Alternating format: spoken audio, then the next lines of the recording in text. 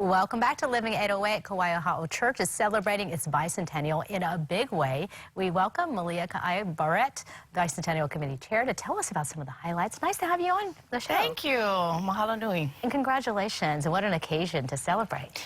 It is, and when we started planning several years ago, I never imagined that it would morph into quite what it has, and certainly not that I would have to be the spokesperson, which is a little intimidating, honestly. But you're doing a great job. So Thank tell you. us about some of what you have planned, because it is such a milestone to get to honor. It really is, because Kauai Ha'o Church, of course, is the original site of Christianity in Honolulu, or on Oahu, rather, and one of three churches that really started the mission and the arrival of Western Christianity and the gospel here in Hawaii. And so Kauai Ha'o Church, though, because of its prominence in Hawaii, in Honolulu as the political center, really became the church of the people and of the ali'i. And so we're spending a lot of time focusing on that relationship and that long history that the church has. So we have a series of events coming up this weekend, and we've been doing this monthly for the last about 4 or 5 months now, doing a monthly speaker series where we bring in experts to talk about the various impacts of the mission and how the Christian mission and Christianity in Hawaii changed Hawaii, but also how the church changed Hawaii.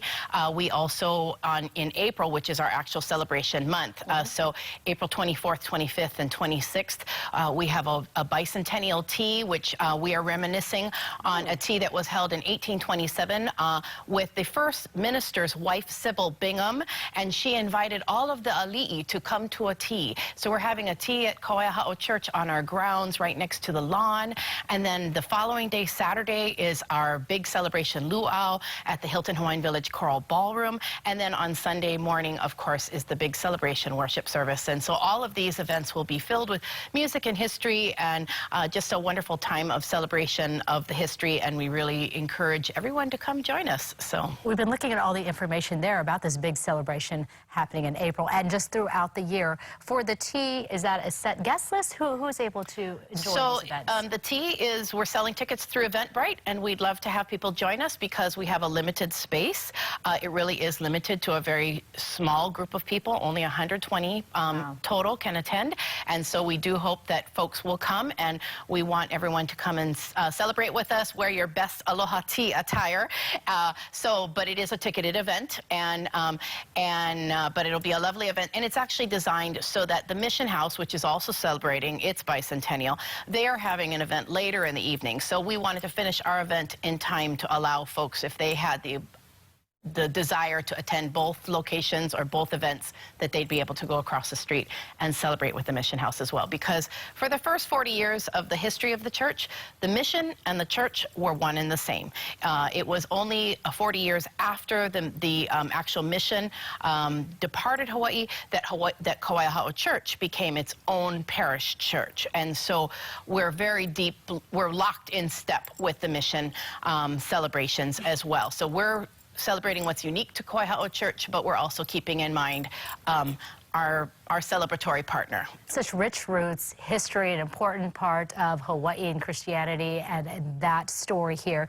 Looking to the future, anything that you're looking ahead beyond 2020, or you've been lockstep on the bicentennial? Well, of course, we're always looking at what the future is, and so actually we have really enjoyed what the speaker series had brought to us, and so we have another one in February and then again in March, but we intend to hopefully continue it throughout this calendar year.